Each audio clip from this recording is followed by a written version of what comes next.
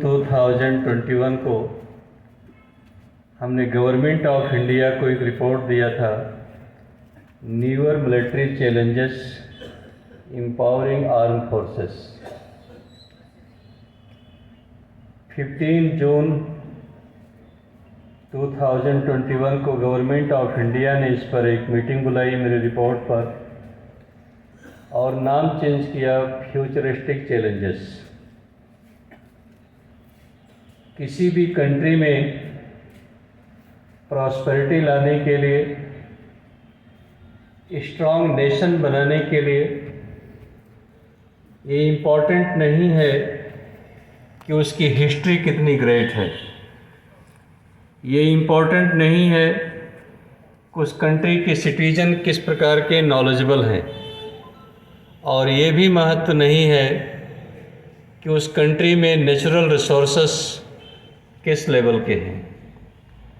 विश्व में कोई भी देश नेचुरल रिसोर्सेस के बेस पर, नॉलेज के बेस पर, हिस्ट्री के बेस पर ग्रेट नहीं बन सकता। अगर हिस्ट्री के बेस पर कोई कंट्री ग्रेट बनती तो इंडिया की 5000 ईयर्स की डॉक्यूमेंटेड हिस्ट्री है, जो वर्ल्ड में किसी कंट्री की डॉक्यूमेंटेड हिस्ट्री 5000 ईयर्स की नहीं है। लेकिन हम उस जगह पर नहीं हैं जहां हमें होना चाहिए था। 4800 ईयर्स की इजिप्शियन हिस्ट्री है, 3200 ईयर्स की ग्रीक हिस्ट्री है, 3500 ईयर्स की पर्शियन हिस्ट्री है। लेकिन इस कंट्री से, इस वर्ल्ड से 5 सिविलाइजेशन पेरिश खत्म हो गए जिनकी ग्रेट हिस्ट्री थी।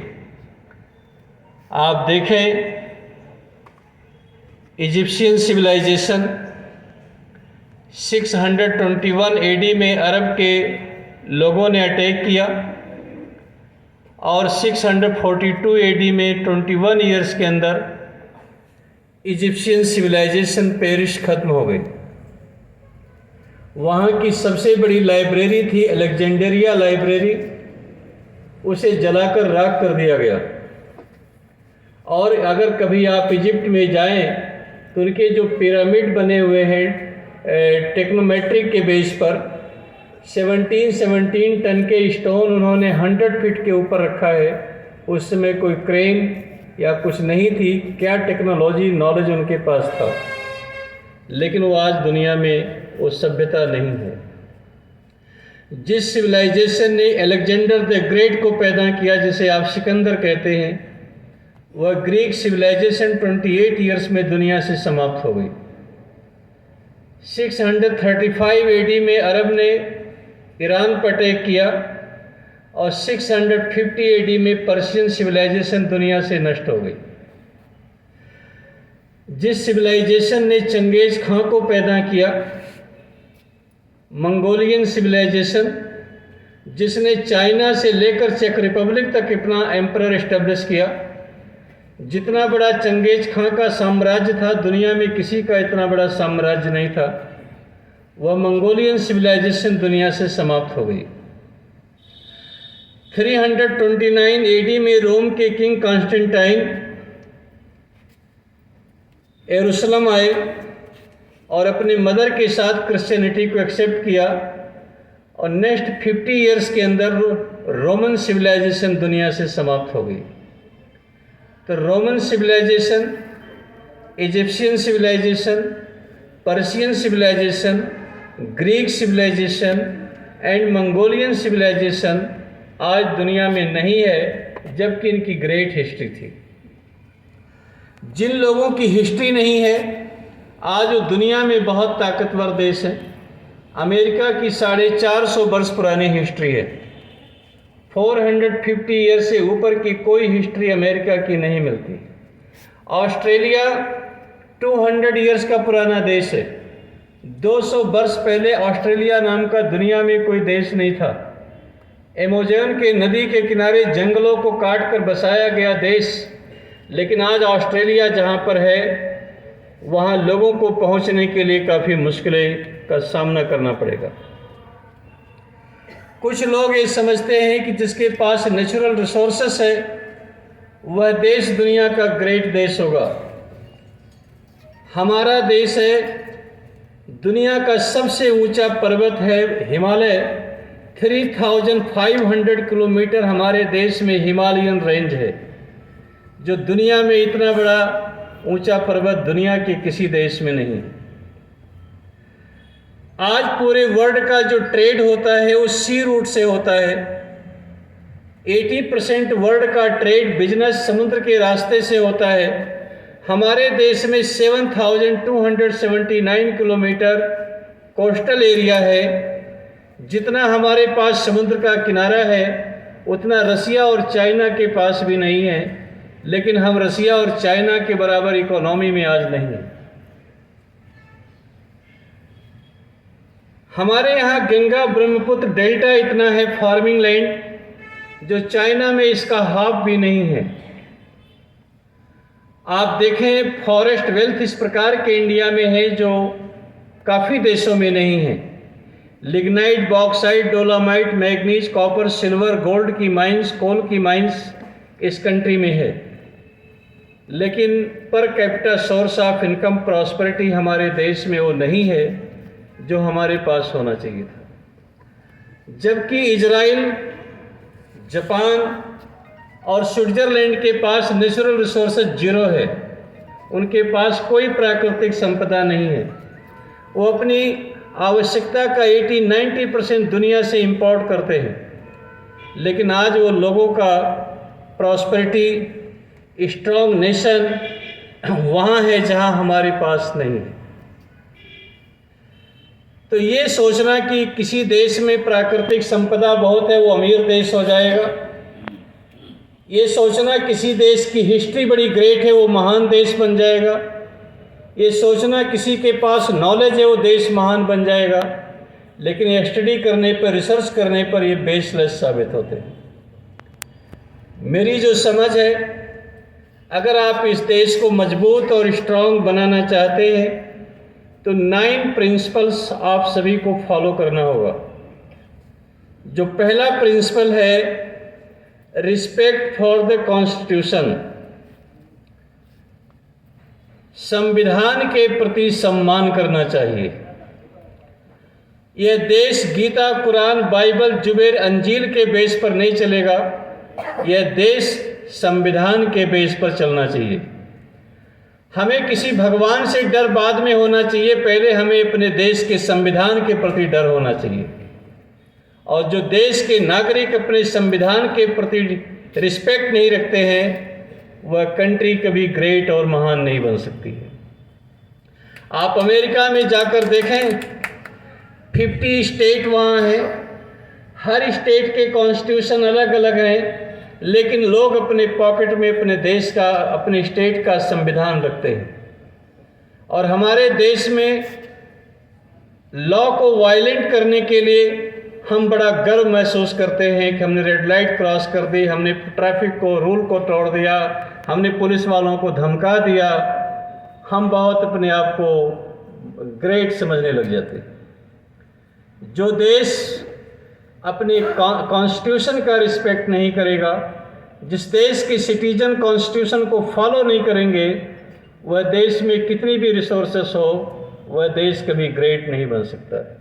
तो रिस्पेक्ट फॉर द कॉन्स्टिट्यूशन, संविधान के प्रति सम्मान होना चाहिए। सेकेंड प्रिंसिपल है इथिकल वे ऑफ लाइफ, नैतिकता आधारित जीवन होना चाहिए। हमारे लाइफ में ऑनेस्टी ये सबसे इम्पॉर्टेंट चीज़ है। Honesty in action, honesty in integrity, honesty in conduct. हमारे आचरण में ईमानदारी होनी चाहिए, हमारे नैतिकता में ईमानदारी होनी चाहिए, हमारे कर्म में ईमानदारी होनी चाहिए और हमारे जीवन में ईमानदारी होनी चाहिए। हम सब लोग कम्युनिकेशन के लिए प्रयास करते हैं। हम सभी को अपनी कम्युनिकेशन स्किल को इम्प्रूव करना चाहिए, लेकिन communication skill is not to inform, communication skill is not to convince, it is not to order someone, it is to share. Communication skill किसी को सूचना देना नहीं है, किसी को आश्वस्त करना नहीं है। कम्युनिकेशन स्किल शेयर करने का नाम है। जो भी आप थॉट शेयर करते हैं तो उसका बेस ऑनेस्टी होनी चाहिए।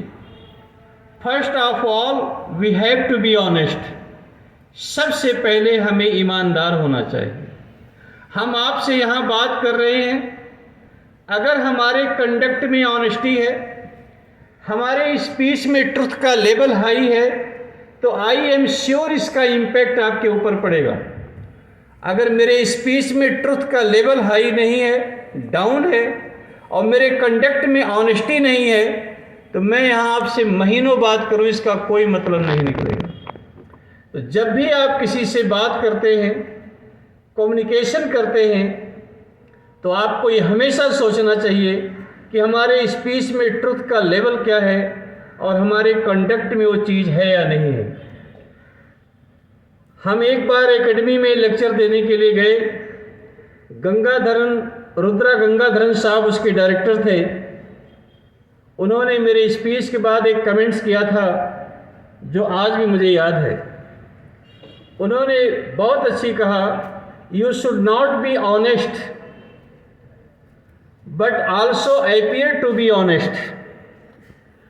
आपको केवल ईमानदार होना पर्याप्त नहीं है, परंतु आपके जीवन में ईमानदारी दिखनी चाहिए। You should not be honest but also appear to be honest.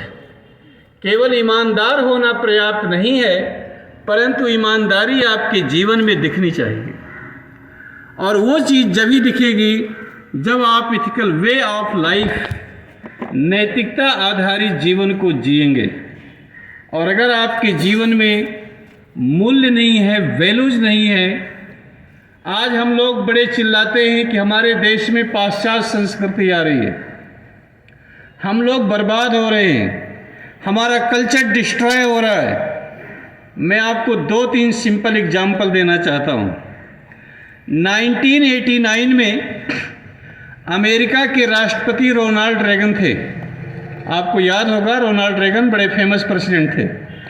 Ronald Reagan के कुछ उनके डिसाइपल्स, जो उनके अनुयायी फॉलोवर्स थे, वो हार्वर्ड यूनिवर्सिटी से अप्रोच किया कि प्रेसिडेंट को डॉक्टरेट की डिग्री दिया जाए, ये बहुत अच्छा काम कर रहे हैं। तो हार्वर्ड के वाइस चांसलर ये कहते हुए एक्सक्यूज़ कर दिया कि president Ronald Reagan he is a film artist, वह फिल्म आर्टिस्ट हैं, वह मैजिक चलाकर पब्लिक पर इम्प्रेशन बना करके वो देश के राष्ट्रपति बन गए, लेकिन उन्होंने कोई ऐसा अनुकरणीय जीवन नहीं जिया है जो समाज के लिए हम एग्जाम्पल पेश कर सकें, इसलिए हम इनको डॉक्टरेट की डिग्री नहीं दे सकते। इंडिया में अगर कोई प्राइम मिनिस्टर, प्रधानमंत्री किसी वाइस चांसलर से अप्रोच करे तो लौट करके प्रणाम करते हुए डिग्री दे देंगे। वो तो ये नैतिकता हमारे अंदर क्यों नहीं आ रही है? 1984 में ब्रिटेन की प्राइम मिनिस्टर मार्गरेट थैचर थी और ऑक्सफोर्ड यूनिवर्सिटी ने सोचा कि ये यूरोप की पहली महिला प्रधानमंत्री बनी है, बहुत अच्छा इन्होंने काम किया है, इसलिए इनको डॉक्टरेट की डिग्री देना चाहिए। जब फंक्शन रखा गया, मैडम मार्गरेट थैचर ने अपने स्पीच में बताया कि ब्रिटेन के प्रोफेसरों को पाउंड अच्छे नहीं लगते, वो डॉलर से लव करते हैं, इसलिए ब्रिटेन से माइग्रेट करके वो अमेरिका चले जा रहे हैं। वाइस चांसलर ने उसी समय कॉन्फ्रेंस बुलाई और उसी पब्लिक मीटिंग में मैडम मार्गरेट थैचर की डिग्री को कैंसिल कर दिया। कहा आपने शिक्षा जगत का अपमान किया है, आपने प्रोफेसर का अपमान किया है, आपने यूनिवर्सिटीज़ का अपमान किया है, हम आपको डिग्री नहीं दे सकते। क्या ऐसी नैतिक बल हमारे देश के प्रोफेसरों में है? हम ऐसा सोच सकते हैं? तो बेसिक चीज़ हमें यहाँ पर आना चाहिए कि नैतिकता आधारित जीवन हमें जीने का प्रयास करना चाहिए। हमें किसी व्यक्ति, किसी चीज़ से नहीं डरना चाहिए। हमें डरना चाहिए तो देश के संविधान से और इथिक्स और वैल्यूज को फॉलो करना चाहिए। तो एथिकल वे ऑफ लाइफ। और तीसरा प्रिंसिपल है सेल्फ डिसिप्लिन, अनुशासित जिंदगी। जो पर्सन, जो सोसाइटी डिसिप्लिन को फॉलो नहीं करती है, वह पर्सन, वह सोसाइटी डिस्ट्रॉय हो जाती है। और जिंदगी में प्रगति के लिए, उन्नति के लिए, कंट्री में प्रॉस्पेरिटी के लिए जो सबसे इम्पॉर्टेंट चीज़ है वो है डिसिप्लिन, अनुशासन। आप पूरे ब्रिटेन की हिस्ट्री पढ़कर देखें, उन्होंने चाइना से लेकर अमेरिका तक रूल किया तो सिर्फ 3 क्वालिटी के कारण किया। एक थैंक यू एंड सॉरी, जिसे दुनिया को मैसेज दिया वी आर डिसेंट पीपल। और सेकंड है पंक्चुअलिटी, समय की प्रतिबद्धता। और तीसरी क्वालिटी है डिसिप्लिन, अनुशासन। जब आप ग्रुप मीटिंग करते हैं तो आप लोग अपने विचार को रखने के लिए स्वतंत्र हैं, लेकिन जब broad consensus national issues and policy, राष्ट्रीय मुद्दों पर व्यापक आम सहमति बन जाए तो बिलीफ इन लीडरशिप, हमें अपने नेतृत्व के प्रति आस्था रखनी चाहिए। लेकिन हम लोगों में ये प्रॉब्लम है कि बिलीफ इन लीडरशिप की प्रिंसिपल को हम भूल गए हैं। और जब तक देश के सिटीजन अपने नेतृत्व के प्रति आस्था नहीं रखेंगे, वह देश कभी तरक्की नहीं कर सकता। और वो आस्था जब ही आएगी जब हमारे ब्रेन में डिसिप्लिन, अनुशासन आएगा। तो डिसिप्लिन का, पंक्चुअलिटी का होना बहुत ज़रूरी है। मेरे जीवन का एक घटना है, मैं किसी दूसरे देश में ऐसे बात करने के लिए गया तो हमारा दोस्त मुझे एयरपोर्ट पे रिसीव करने आया और वो कुछ समय लेट हो गया। जब वो मुझे मिला, मुझे मुस्कुराते हुए मेरा अभिवादन किया, मेरा लगेज उठाकर कार में रखा और अपनी वाइफ को कहा कि आप पीछे बैठें, और मुझे आगे वाली सीट पर बिठाकर सीट बेल्ट खुद लगाया और मुस्कुराते हुए कहा सॉरी आई वॉज लेट। तो मैंने कहा no issue, it's okay, thank you. उसकी वाइफ मुझसे बात करने लगी, कुछ दूर गए, फिर उसने मेरी तरफ देखा, कहा सॉरी आई वॉज लेट। मैंने अपना आंसर रिपीट कर दिया।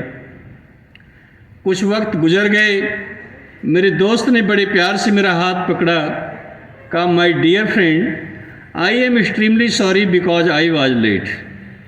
मैं बहुत क्षमा प्रार्थी हूँ क्योंकि मैं लेट हो गया था।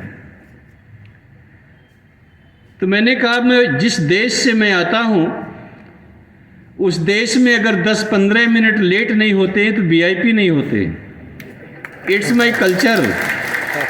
तो मुझे इस बात का कोई अफसोस नहीं है। तो मेरे दोस्त ने कहा I am worried and I am sorry not because I was late for 5 minutes. मैं चिंतित हूँ, मैं क्षमा प्रार्थी हूँ, इसलिए नहीं कि मैं 5 मिनट लेट हुआ। Because to be late is to be employed. अगर आप लेट होते हैं तो इसका मतलब आप असभ्य हैं, आप दूसरे को डिसरिगार्ड करने में ऑनर फील करते हैं, आप एरोगेंट हैं, आप पंक्चुअल नहीं हैं, आप दूसरे का इंसल्ट कर रहे हैं। इसलिए मैं अपनी असभ्यता के लिए आपसे माफ़ी मांग रहा हूँ। तो ये समझ, ये सोच जब तक एवरी सिटीजन के जीवन में नहीं होगा, यह देश तरक्की की तरफ नहीं जाएगा। 4th क्वालिटी है पैशन फॉर डूइंग वर्क, कार्य के प्रति जुनून पैदा करना। जो भी आप काम करते हैं उसमें पैशन रखिए, उसके साथ डिटर्मिनेशन, डेडिकेशन एंड डिवोशन को फॉलो करिए। आप देखें, जो भी एक सोल्जर होता है उसको कितना थ्रेट्स होता है। एक तो नेचर का थ्रेट्स होता है, वो -50 टेम्परेचर में +50 टेम्परेचर में काम करता है। स्नोफॉल होते हैं, डेजर्ट में, डेल्टा में, माउंटेन में वो काम करता है। दूसरा एनिमी का थ्रेट्स होता है। तीसरा उसकी फैमिली साथ नहीं रखती है, फैमिली का थ्रेट्स होता है। और इतने थ्रेट होने के बावजूद वो अपने मिशन के लिए काम में लगा रहता है। तो अगर हम लोगों की लाइफ एक सोल्जर लाइफ हो, अभी इजराइल में मैं सितंबर महीने में इसी साल में गया था उनकी आर्मी में बात करने के लिए। वहाँ मैंने एक नई चीज़ सीखी। ये सभी लोग आप जानते हैं कि इजराइल के सिटीजन एजुकेशन कंप्लीट होने पर 3 इयर्स मेल और 2 इयर्स फीमेल आर्मी को ज्वाइन करते हैं, लेकिन वो इम्पॉर्टेंट नहीं है। जब उनका एजुकेशन कंप्लीट होता है तो 1 ईयर्स के लिए वो वर्ल्ड टूर पे जाते हैं, पूरे वर्ल्ड का वो ट्रैवल करते हैं, डिफरेंट कल्चर, डिफरेंट पर्सनालिटीज़ को से मीट करते हैं, उनके एक्सपीरियंस, उनके नॉलेज को वो अर्न करते हैं, और वो एक्सपीरियंस अर्न करने के बाद अपने प्रोफेशन के प्रति वो काम करते हैं। हम लोग अपने घर से बाहर निकलने में हमें प्रॉब्लम्स होती है, तो इसलिए जो आदमी चैलेंज को एक्सेप्ट नहीं करता वह कुछ भी नहीं कर सकता। 5वीं क्वालिटी है लव फॉर द नेशन, राष्ट्र के प्रति प्रेम।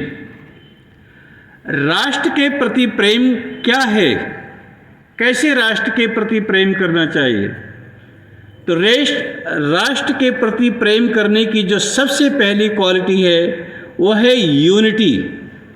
हमारे अंदर क्लासिफिकेशन नहीं होना चाहिए। हम एवरी सिटीजन इक्वल हैं। हमारी संपन्नता और समता हमारी नेशन, हमारे राष्ट्र का आधार है। और जिस कंट्री में मिडिल क्लास के लोग नहीं होते हैं वह कंट्री, उसका बैकबोन टूट जाता है। आप देखें 1947 में इंडिया बना और 1947 में पाकिस्तान बना, लेकिन पाकिस्तान बनते ही 33 इयर्स तक वहाँ मार्शल लॉ लागू रहा। क्यों रहा? क्योंकि वहाँ या तो हायर सोसाइटी के लोग थे और या तो लोअर क्लास के लोग थे, मिडिल सोसाइटी नहीं थी। आप देखें भारत देश में जब फ्रीडम मूवमेंट चल रहा था तो 565 एम्परर स्टेट इस कंट्री में थे।